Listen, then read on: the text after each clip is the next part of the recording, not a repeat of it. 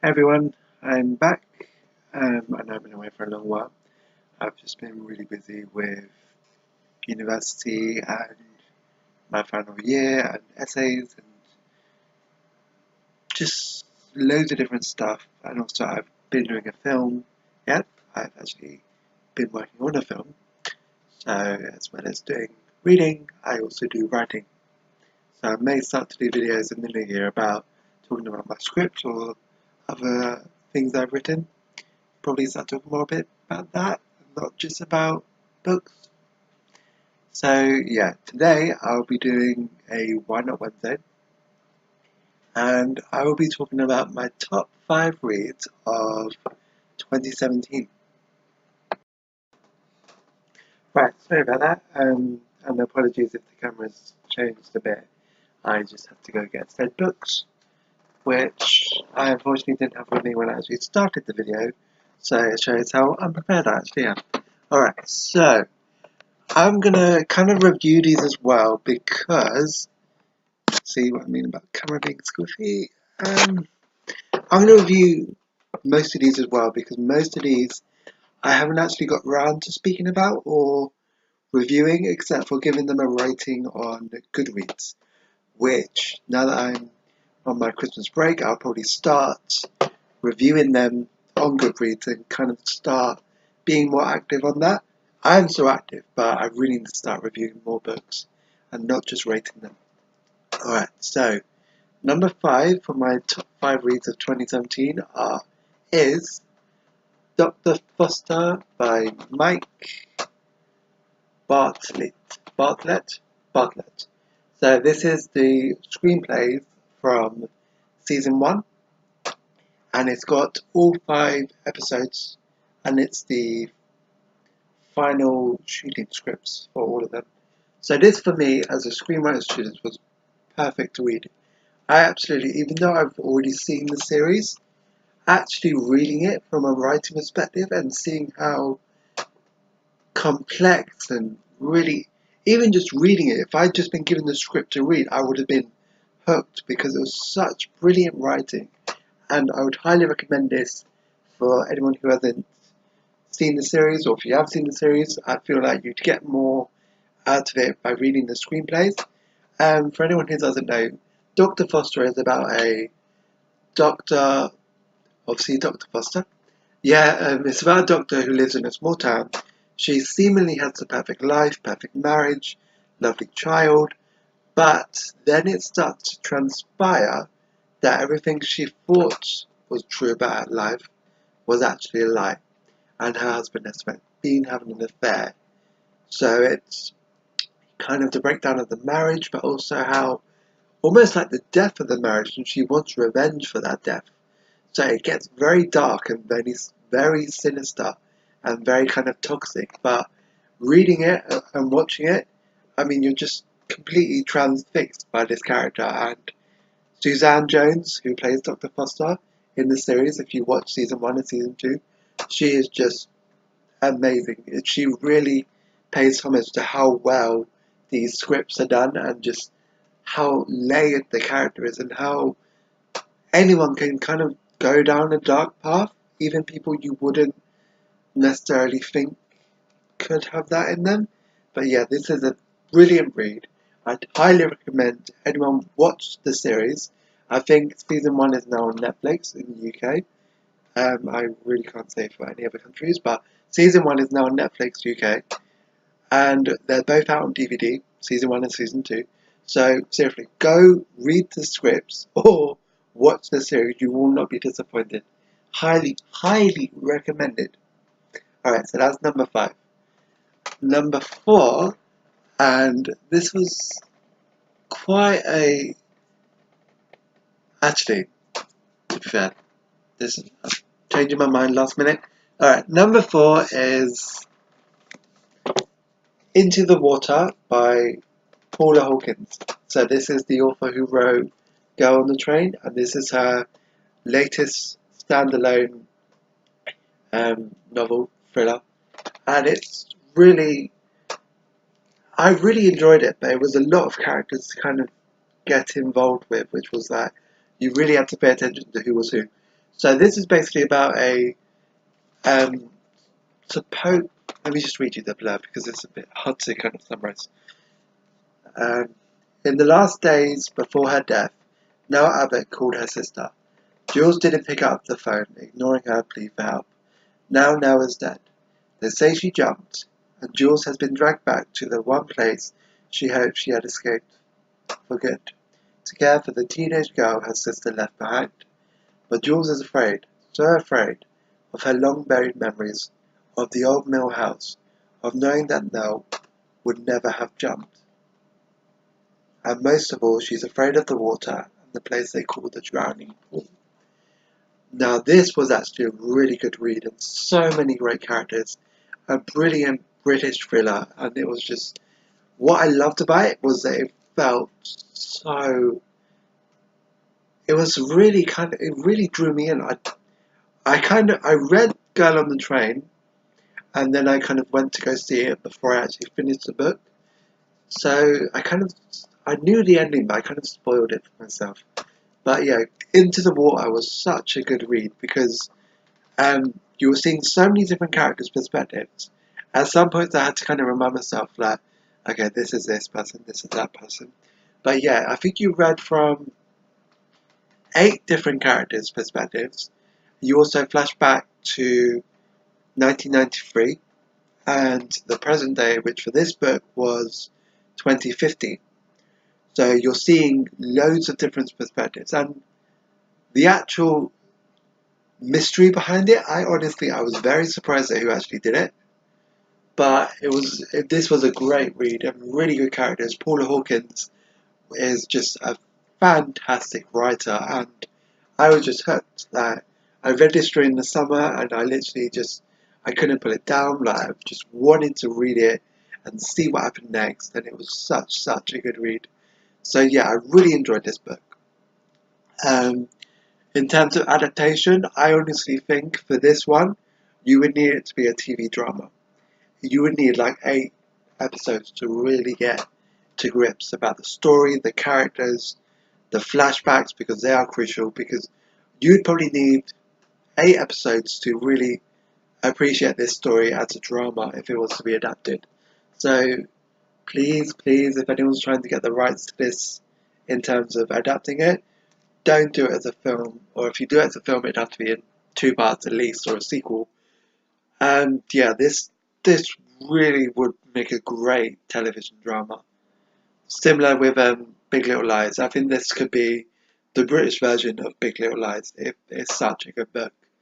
And even the relationship between the sisters, Jules and Nell, that was just such a complex, such an emotional, such a really heartbreaking story. And also the relationship with Lana, the daughter, and also the niece of now, Jules, who they kind of have to get to grips with living with each other. And for Lana, with her mum, who's been more like a sister, for Jules to come in and suddenly have that maternal, I wouldn't say maternal instinct, but they kind of it takes them a while, but they slip into a mother-daughter dynamic. And like, for Lana, who's never had that, you could see why she would resist it.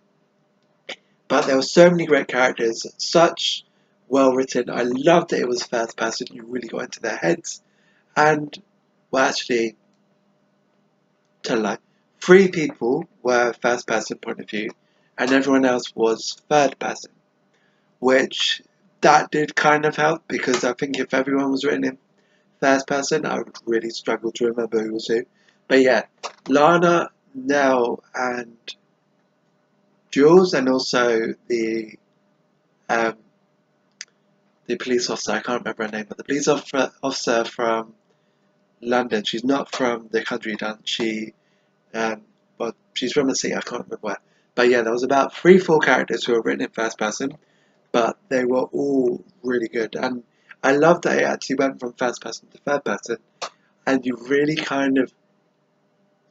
it really helped you in a way to keep up with who was who. So yeah, this was a terrific book, and I would highly recommend it for anyone to read. And I really hope if it's ever made into drama. First of all, I feel like this would be brilliant as a British drama because the locations, the English countryside, it would really emphasize the almost Wuthering Heights vibe of this series. So yeah, I'd highly, highly recommend this book. If you're a fan of Gone Girl, you would absolutely love this book. And there are so many more different characters, and you're really getting into the whole feel of this really dark and sinister town.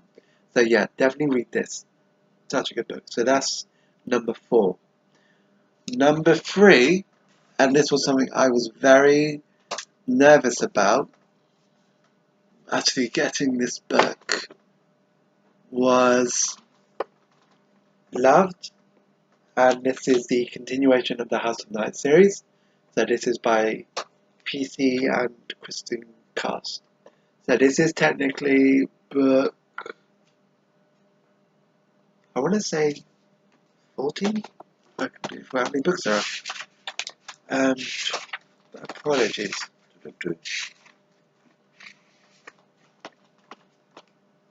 Oh yeah, so this is never mind. Well, this is essentially a sequel to the House of Night series. This is the Otherworld series. So this is connected to the House of Night, but it is also a new series. So anyone who's not read House of Night before, you could technically read this first and then go to the House of Night series as a prequel reading. So it kind of gives you a bit of a catch up. You get character profiles, you get the story before, and that for me was good because the last time I'd read House of Night was 2014. It was my last year of college. Yeah, it was my last year. I'd got it my last year of college. Because I was going to university in 2015. So yeah, this was that.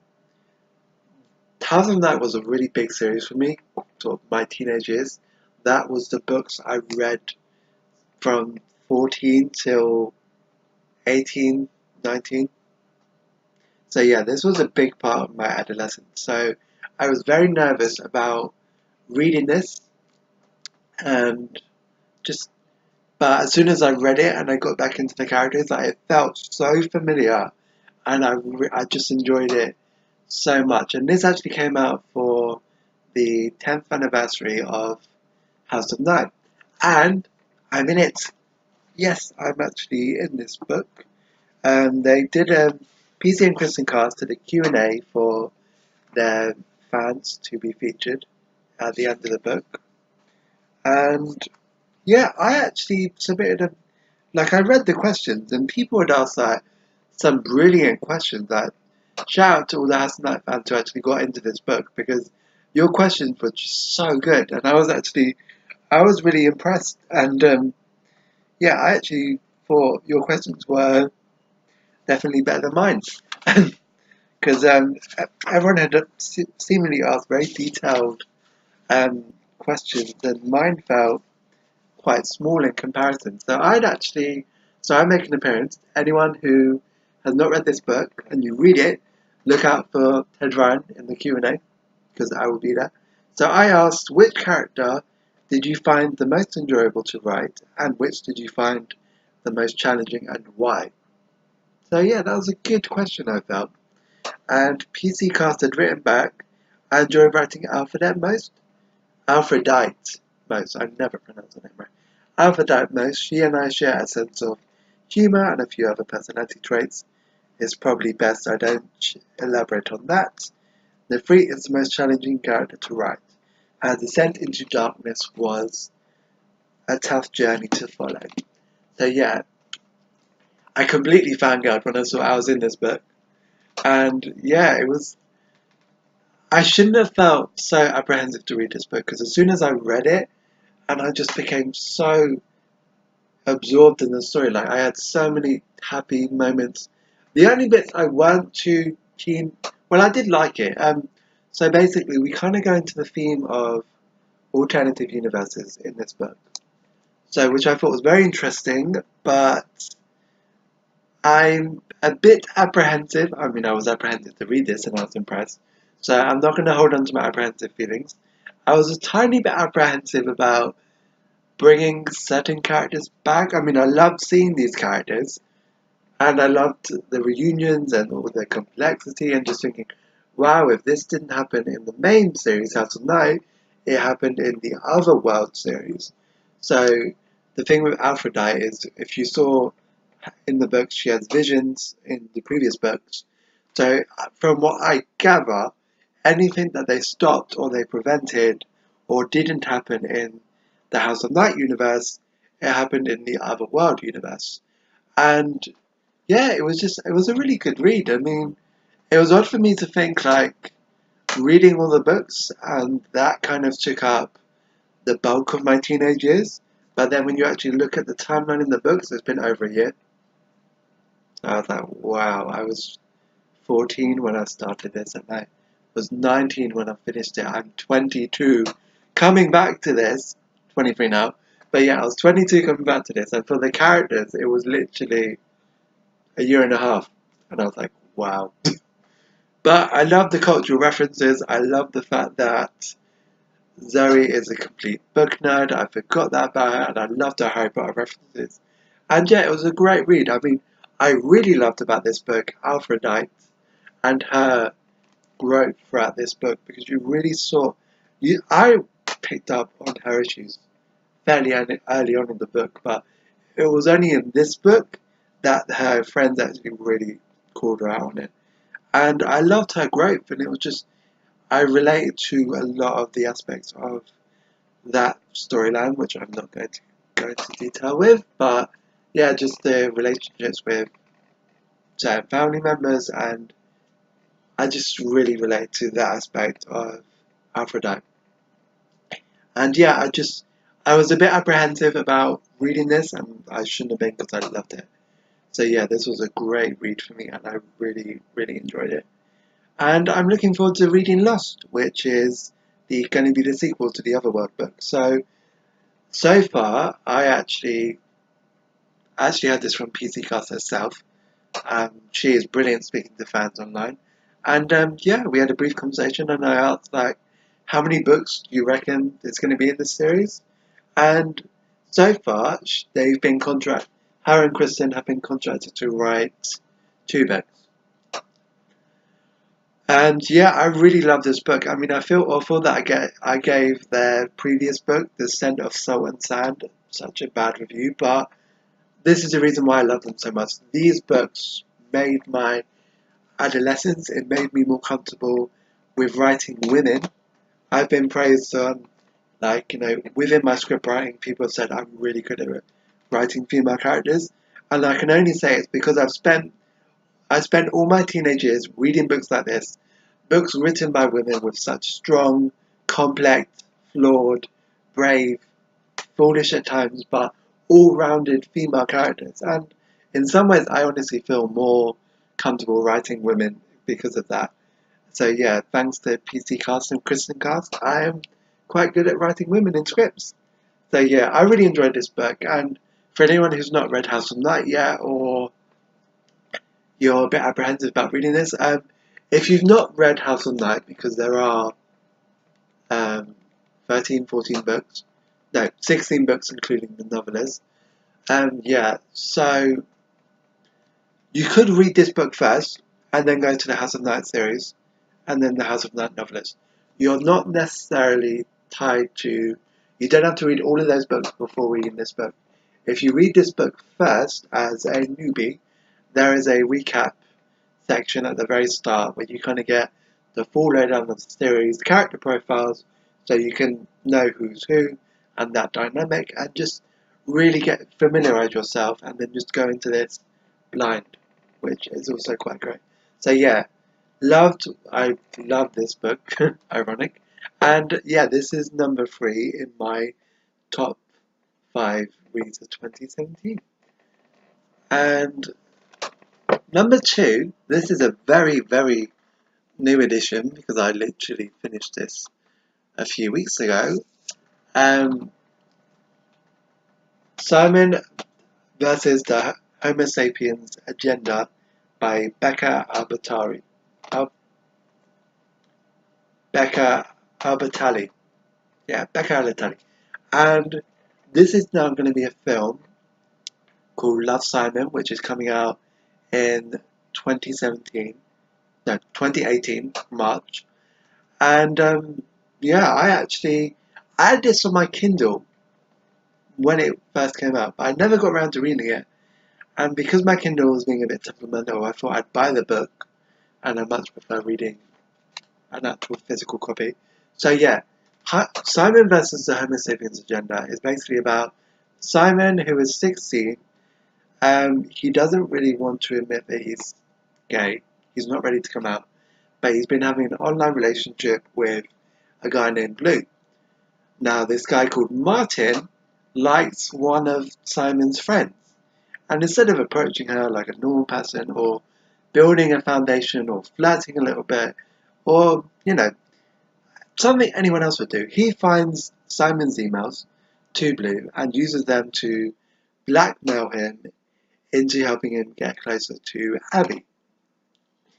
And yeah, Simon is kind of, he doesn't really go along with the blackmail, but it kind of hangs over his head for the majority of the book.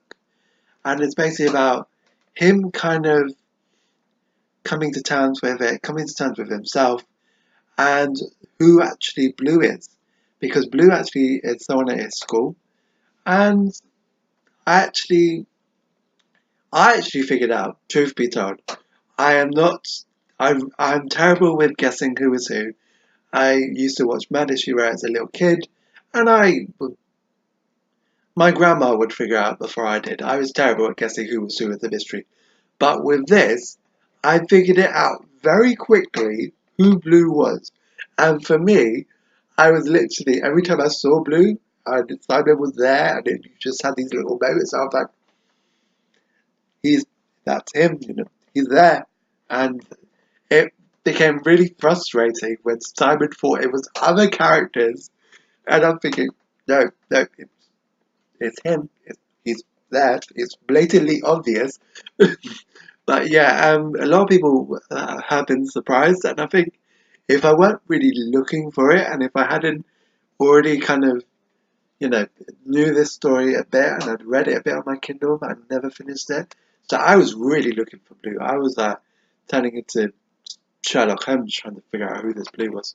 So yeah, the fact I figured it out very quickly, and Simon didn't until the very end, was just so frustrating. But Becky Albertalli, I'm terrible with names, was such a good writer. And I just loved Simon's voice. Simon was such an awkward, quirky character.